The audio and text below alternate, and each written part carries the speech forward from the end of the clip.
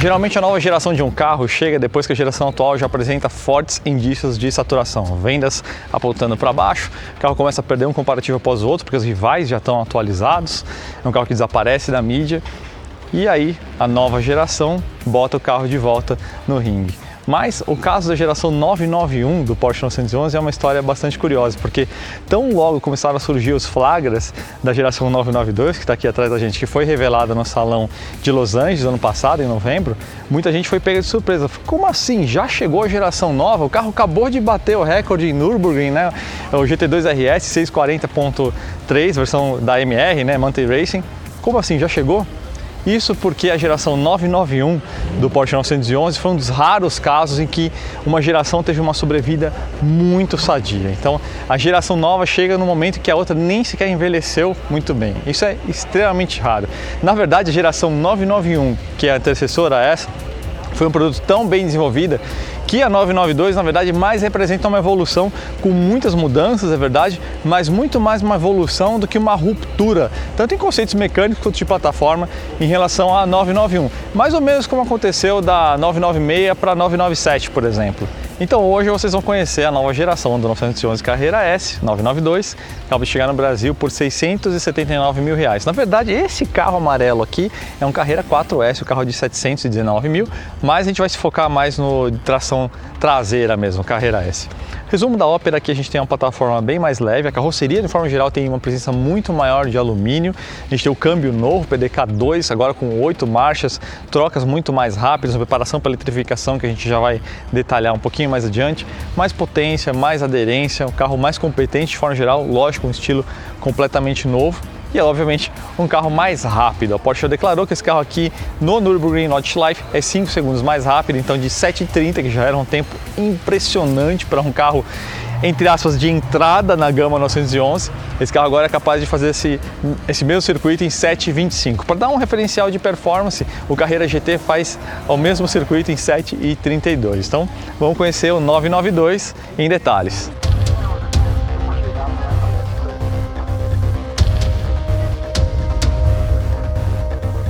Por baixo dessa carroceria a gente tem uma plataforma nova da Porsche, a MMB, Modular Mid Engine. Ela estrutura não só a 911, como também vai estruturar a família 718, como também vai estruturar um carro ainda desconhecido. Nosso palpite é que vai ser um rival da 720S da Ferrari 488, mas a gente não tem nenhum indício a respeito disso. É uma plataforma, como eu falei na introdução, mais leve, mais moderna, então a gente tem uma porcentagem muito maior de alumínio, tanto no monobloco quanto na carroceria. Então hoje, por exemplo, a carroceria ela é quase 100% os painéis externos de alumínio, a exceção feita aqui aos paralamas e ao para-choque. De forma geral, se pegar a carroceria com monobloco, a gente tem uma presença de aço de apenas 30% contra 63% da geração anterior. Então realmente um carro que refinou muito em termos de materiais.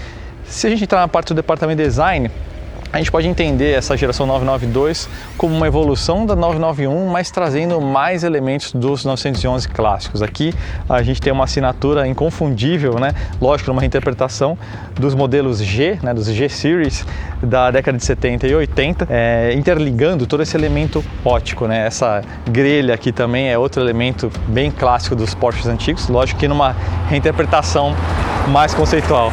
Galera voltando na pista, saca só o GT3 entrando ali. A galera tá entrando em comboio, vocês vão ver isso no onboard depois, né? E o que acontece? A gente tem um conceito de design mais horizontalizado e mais limpo, até por isso eu falei mais conceitual. Eles criaram um elemento, um bloco todo aqui nessa porção inferior, que concentra aqui as saídas de escape, as luzes de neblina e, enfim, toda essa parte de saída de ar quente. Então você tem uma área muito mais limpa.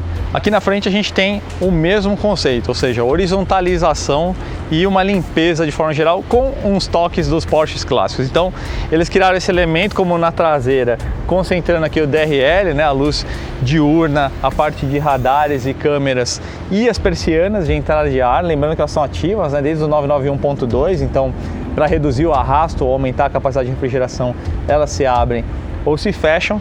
Então esse elemento inteiriço aqui deixa a coisa um pouco mais limpa. E aí na parte de cima a gente tem uns toques meio vintage da linha Porsche. O capô talvez seja o grande elemento. A gente tem de volta esse vinco mais reto, né? Essa dobra aqui formando essa curva mais aguda. E esses vincos que acompanharam os primeiros 35 anos de história do 911. O próprio farol, quando a gente olha o carro de perfil, ele ficou com um desenho, a forma como eles projetam no paralama também lembra bastante os 911 clássicos. Mas o farol em si é uma peça completamente nova, uma matriz de LEDs. Aliás, a parte de luz diurna é bem interessante, que ele forma um X, né? E aqui a gente tem uma matriz de 84 LEDs. A Porsche diz que essa capacidade de iluminação desse conjunto aqui é comparável, inclusive, com o dos faróis a laser. Quando a gente olha para as proporções do 992, a gente vê que o carro ficou um pouco mais musculoso que o 991. O entre-eixos foi preservado, isso é ótimo para quem gosta de tocada, então foi mantido em 2,45, mas os paralamas dianteiros ganharam 45 milímetros a mais, o que significa que a gente teve um ganho de largura na bitola dianteira. O eixo dianteiro é mais largo, então a gente tem um eixo aqui 4,4 centímetros mais largo, isso reduz a transferência lateral de peso, e esse ganho de largura foi maior na dianteira que na traseira. Atrás a gente teve um ganho de 3,8 centímetros de bitola, então o eixo traseiro cresceu menos que o dianteiro, e isso resulta num balanço dinâmico mais neutro, desculpa. Então o carro ele fica um pouco menos dianteiro em algumas situações de curva. Aliás, falando em traseira, o paralama agora do 911 foi padronizado em relação ao wide body, né? Antigamente a gente tinha na geração 991 uma carroceria mais estreita e uma 44 mm mais larga, que era reservada ao 4S e o GTS, e agora todos eles ganharam esse bundão aqui, 44 mm mais largo. Então por isso o carro ficou bem mais musculoso. Quando a gente olha de perfil, ele é muito, mas muito similar mesmo ao 991, né? A dianteira um pouquinho, quase nada mais longa só. A gente tem uma diferença grande aqui nos espelhos, que ficaram mais angulados, mas talvez a grande diferença que salte aos olhos mesmo são as maçanetas, que agora são embutidas, né? E aí ela tem um acionamento elétrico e aí ela salta para fora. Depois que você fecha a porta, depois de uns 10 segundos ela se recolhe, isso melhora inclusive a parte de fluxo aerodinâmico. Mais musculoso e com mais recursos tecnológicos, que a gente vai falar daqui a pouco inclusive, não teve muito como evitar um ganho de massa. Então, mesmo com um ganho de alumínio que deixou a carroceria mais leve, o carro engordou uns 45 quilos, essa é a parte que não é tão legal, mas ainda assim é um carro com uma excelente relação de massa, então é um carro com 1.515 quilos. E dois detalhes interessantes, a linha de teto teve um caimento mais acentuado, lembrando inclusive mais os 911 antigos, e essa asa traseira ela cresceu 45% de área útil, né? Então ela não só aumenta a questão de downforce, como ela também atua como air brake. Então em algumas situações ela vai ajudar você a conseguir usar melhor os freios traseiros. A gente vai explicar inclusive que graças a isso os freios traseiros puderam crescer um pouco sem alterar o balanço dinâmico do carro. Na parte de powertrain, sem dúvida nenhuma, a grande novidade é a nova transmissão da Porsche PDK 2. Além de 8 marchas, e até explicar como que está o escalonamento disso. A primeira marcha ficou um pouco mais curta para dar uma tracionada melhor, uma impulsionada melhor, aumentar o empuxo em largada. E a última marcha ela não foi encaixada como um overdrive adicional, pelo contrário, ela foi adicionada como um dos degraus do overdrive, mais ou menos entre a sexta e a sétima. Então é um câmbio que não ganhou, ele não alongou, o spread aumentou, mas mais pela primeira marcha que ficou mais curta. Mas tem várias outras novidades que são muito relevantes para o que a Porsche vai fazer daqui para frente. A principal novidade é que a caixa ficou bem mais compacta, agora ela é resolvida em 4 árvores em vez de 2, então ela perdeu bastante comprimento e isso libera o espaço para o processo de eletrificação que provavelmente a Porsche deve encaixar na própria parte de transmissão para o modelo 911 híbrido que ainda vai ser lançado. Além disso, justamente por causa do torque adicional de uma transmissão híbrida, esse câmbio aqui tem especificação de 800 Nm, o que vai fazer a alegria de muita gente que trabalha com Cobb, com remap, enfim. E também tem outro detalhe que agora trabalha com uma bomba de óleo sob demanda, então é uma caixa muito mais moderna a ponto de estar integrada inclusive com o próprio GPS do carro. Então, se por exemplo o Cruise Control, controle automático de velocidade cruzeiro, detectar alguma situação de subida ou de trânsito ou de serras, ele vai operar a transmissão já em antecipação, não esperando reagir à ação dos freios. Na parte do motor a gente tem uma grande evolução em relação ao 3.0 biturbo 991.2, mas é a mesma família de bloco, são os mesmos cabeçotes, o mesmo sistema de lubrificação. Mas se você considerar as válvulas, por exemplo, já tem diferença. As válvulas de admissão são 4 válvulas por cilindro, 2 de admissão e 2 por escape. As de admissão agora são uma abertura assimétrica em algumas condições para garantir uma turbulência um pouco maior, um tumble, né, que chamam os engenheiros, na câmara de combustão, para você garantir uma queima mais homogênea e mais completa. Mas fora isso mudou praticamente tudo. Então a gente começa pelas próprias turbinas, agora a gente tem rotores maiores, a parte compressora agora é de 55 mm e da turbina é de 48 mm. Agora os turbos são perfeitamente simétricos no design. Antigamente eles usavam a mesma peça, né, apenas jogada para o outro lado, então isso resultava num desenho um pouco assimétrico e o fluxo não era exatamente igual. Agora não, a gente tem uma peça espelhada, então tem um part number diferente para cada lado e a gente tem um fluxo perfeitamente equalizado. Os intercoolers das turbinas mudaram de lugar. Antigamente elas ficavam aqui, né, nessa região posterior aqui do paralama, e agora eles estão centralizados aqui em cima, logo embaixo dessa grelha aqui. Os pistões também são novos, aumentou a taxa de compressão um pouquinho de 10 para 1, mas, se eu não me engano, para 10,2 para 1. Na parte de injeção a gente tem pela primeira vez os bicos piezoelétricos no lugar dos mecânicos, então a gente tem um controle muito melhor aqui de injeção, literalmente, além de obter ganhos, né? Agora eles conseguem injetar até 5 vezes por ciclo de combustão. Então é um motor que teve todo esse processo de modernização, mas ainda é da mesma família. Agora, se o motor é da mesma família, o mesmo a gente não pode falar sobre a forma como ele é instalado no monobloco. O Boxer 6 da geração 991 era instalado por meio de uma estrutura, um cross-member, que ficava atrás do motor, e aí os coxins ficavam nas extremidades dessa viga, uma espécie de travessa que recebia os coxins. E ele ficava bem aqui, representando uma massa para trás do eixo, que vocês sabem que não é bom negócio. O que eles fizeram agora? Eles instalaram os coxins na região dos cabeçotes e com isso você tem um ganho de rigidez, de perda de peso, porque agora a estrutura é muito mais curta e muito mais bem integrada ao monobloco. Na parte de suspensão a gente tem uma situação bastante parecida com a do motor, ou seja, uma evolução que parte da mesma família. Vamos começar pela parte de direção. A primeira coisa que eles fizeram foi reduzir um pouco a filtragem. A direção do 991 já era muito transparente em relação ao que se passava no asfalto, mas deixaram ainda mais. Então ela transmite um pouco mais de vibração, um pouco mais de feedback elástico vindo dos pneus, né, no limite de aderência, e ela também ficou mais rápida, 10% mais rápida ficou a caixa de direção nos modelos que não tem esterçamento na traseira e 6% mais rápido os modelos que tem opcional de rodas esterçantes na traseira. Isso porque com as rodas esterçantes na traseira o carro já aponta mais rápido, então você não tem a necessidade de uma caixa tão rápida. Talvez o carro fique até um pouco mais arisco com essa situação, né? Com essa configuração. As rodas também é uma outra diferença bastante interessante, elas são o clássico staggered, um termo bastante conhecido por quem é fã de automobilismo americano e é algo, por exemplo, que a gente via nos Challenger TA, no Cuda AR, né? Então a gente tem rodas de diâmetros diferentes, então a gente tem 20 polegadas na dianteira e 21 na traseira. Isso, além de ajudar um pouco mais no controle de temperatura, como a gente tem uma banda de rodagem um pouco mais longa, né? Também ajuda no balanço dinâmico, deixa o carro um pouco mais neutro, um pouco mais controlável, um pouco mais estabilizado no mid-corner, né? No famoso passo de curva. Quando a gente vai para a parte dos freios, tem algumas coisas interessantes que aconteceram aqui. Lembra que eu falei do air brake que a asa traseira realiza em frenagens mais fortes?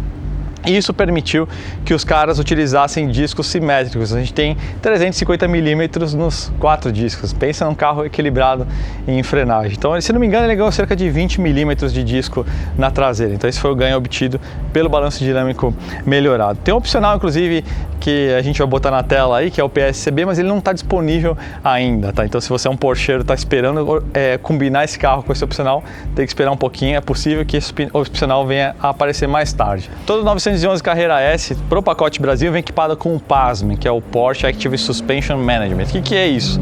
São os amortecedores de carga variável, mas agora a grande novidade são os amortecedores Bilstein TDX. Qual é a grande diferença? Agora eles são continuamente variáveis, então a gente não tem uma certa carta de mapas de carga de amortecedor. Agora a gente tem N mil cargas possíveis entre um certo espectro de carga mínima e máxima. Com isso, na configuração mais relaxada, a gente teve um ganho de mais ou menos 30%, né, de carga mais macia, e o mesmo valendo para o oposto também, né, na carga mais dura ele ficou cerca de 30% mais duro. A gente tem também, com esse pacote, as molas traseiras ficam um pouco mais duras, na casa de 28%, e nas dianteiras, se eu não me engano, na casa de 18%. Então, a gente tem, quando você pede o pacote PASM, no caso que já vem de série no Carrera S, ele vem com um ganho de carga traseira um pouquinho maior, isso também ajuda a deixar a tocada do carro um pouquinho mais neutra. A grande novidade também na parte de controles dinâmicos do carro é um tal de Wet Mode, que é algo que não deixa de ser interessante. É o seguinte, aqui na caixa de roda, na parte posterior aqui, a gente tem alguns sensores acústicos que, quando eles detectam que você está sob chuva, ele sugere você alternar no seletor que fica no volante para o modo wet. E o que ele faz? Ele vai alterar todas as programações em relação ao câmbio, ao pedal de acelerador, vai deixar bem mais amortecido, ele vai abrir mais o diferencial, lembrando que esse diferencial tem bloqueio controlado eletronicamente, mas mais do que isso, ele muda a filosofia, vamos dizer assim, de operação dos sistemas do carro. O que eu quero dizer com isso? O volante é que passa a ser o rei.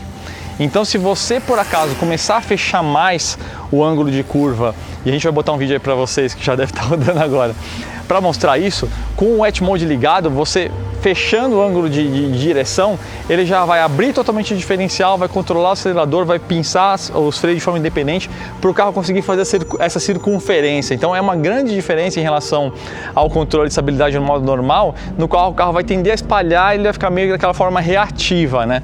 Aqui não, o carro realmente vai matar o carro para deixar o volante mandar no que o carro vai fazer em termos de trajetória. É um recurso bastante interessante esse.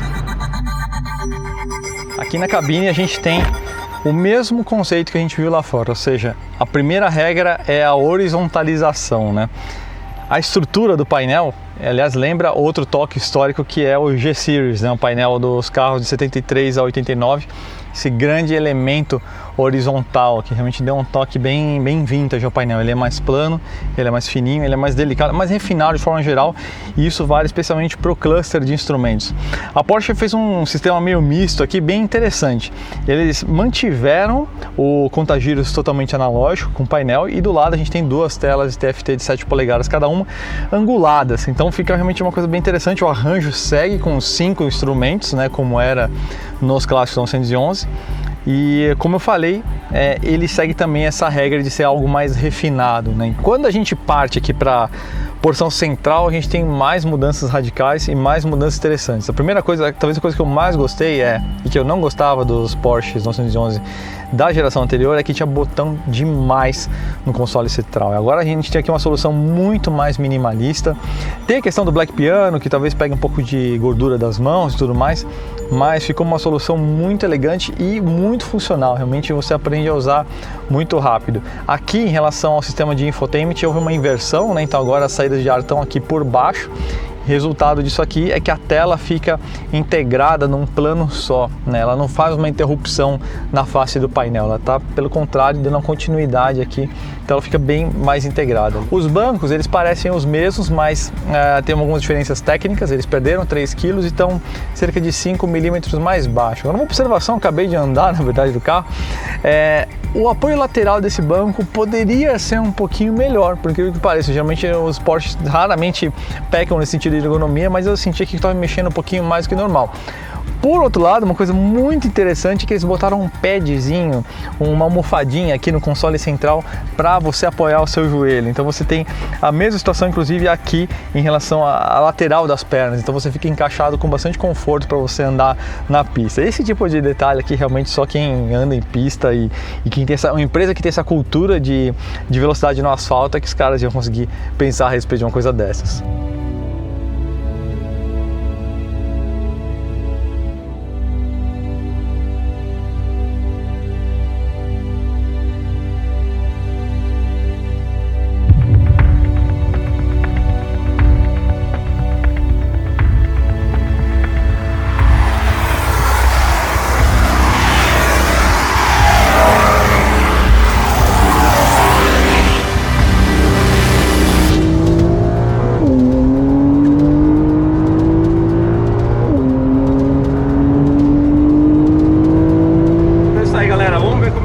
tocada então 911 992. Nossa frente a gente tem o instrutor da Porsche aí no GT3. Eu pedi essa saída adicional porque a saída anterior também a gente pegou um grupo mais lento. Então agora eles estão vindo mais à moda pra gente conhecer melhor a tocada do carro. Eles só pediram para preservar o motor de estabilidade ligado, então o carro está limitando um pouco as saídas de curva, né? Ele não deixa o carro esterçar com o estacionamento, né? Essa é a única limitação que a gente tem. Então, em saída de curva a gente está numa desvantagem bem grande, inclusive para conhecer um pouco a tocada do carro. Mas já dá para conhecer bem como o carro se comporta.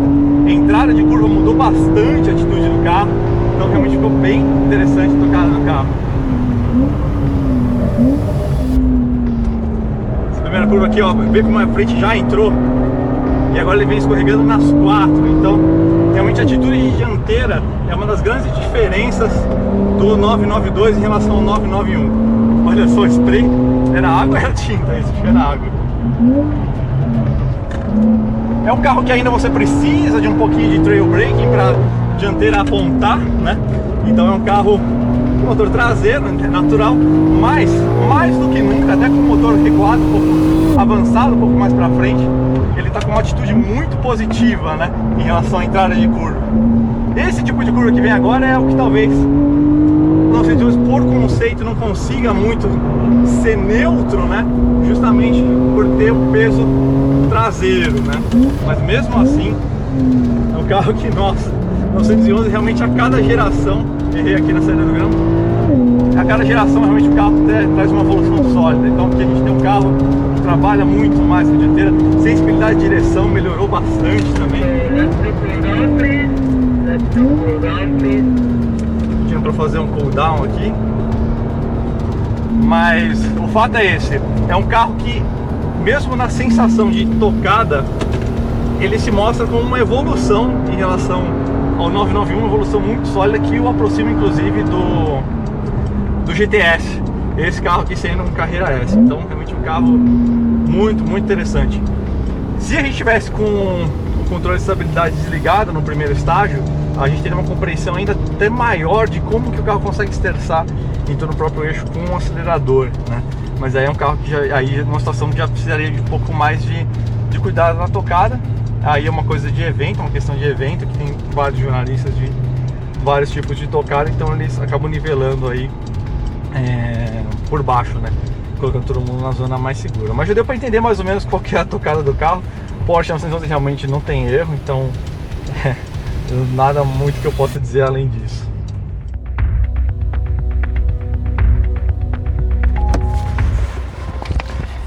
E aí pessoal, como é que é então guiar o 992? O que realmente mudou? Eu vou repetir um pouquinho do que eu falei no onboard, peço desculpa aí se eu for um pouco redundante, mas é importante frisar. Esse carro aqui, ele é muito mais uma base evolutiva em relação ao 991.2. Não uma evolução como uma versão, mas sim como um aprimoramento, uma reimaginação de todos os conceitos do carro. Desde a parte de suspensão, direção, estrutura e powertrain, né, motor e câmbio. Para mim a grande diferença não está tanto no empuxo, porque a relação peso-potência, peso-torque é meio parecida, né? Porque embora a estrutura do carro tenha ficado mais leve, ele agregou mais equipamentos, então ficou um pouquinho mais pesado. Por outro lado, ganhou um pouco mais de potência, um pouco mais de torque. Fica ali mais ou menos no elas por elas, apesar de que o câmbio está mais rápido, né? Então, e com o ganho de primeira marcha mais curto também, o 0 a 100, você vai sentir muito mais na saída de semáforo. Mas para mim, a grande diferença do carro está na atitude, guinada, entrada de curva, momento de entrada de curva, aproximação e entrada de curva. Principalmente por causa do ganho de bitola, de eixo na dianteira e da caixa de direção mais rápida. Essa grande diferença, então, no momento de entrada de curva, o carro vem mais neutro no próprio passo de curva, ele carrega muito mais velocidade para dentro da curva.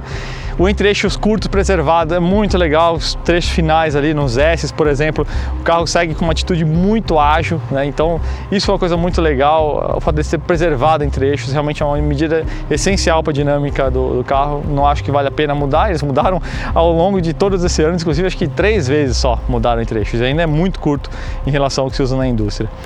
Freios excelentes, demos 2 voltas no total agora nessa última saída, inclusive uma saída que eu pedi a mais pro pessoal, porque na primeira saída que a gente fez eu peguei um grupo que tava um cara um pouco lento e aí eu mal pude sentir a tocada do carro, né? E aí eles foram muito cordiais, eles saíram com o GT3 de novo e dessa vez me levaram sozinho, então dessa vez eu realmente pude experimentar melhor a dinâmica do carro. Mas enfim, pessoal, eu acho que para embrulhar tudo isso aí, a grande questão é tudo que você poderia querer de uma base tão boa quanto a 991 é que ela não fosse revolucionada, mas sim fosse evoluída com muita solidez. E é exatamente isso que os caras fizeram aqui. Então, realmente temos uma evolução mais do que feliz no 992. Vale muito a pena experimentar. Então é isso aí, pessoal. Na 111 não tinha muito como errar, né? Só fico feliz de que foi uma evolução sem desrespeitar o legado da marca e, obviamente, eles fariam isso, sem dúvida. Valeu, pessoal. Até a próxima.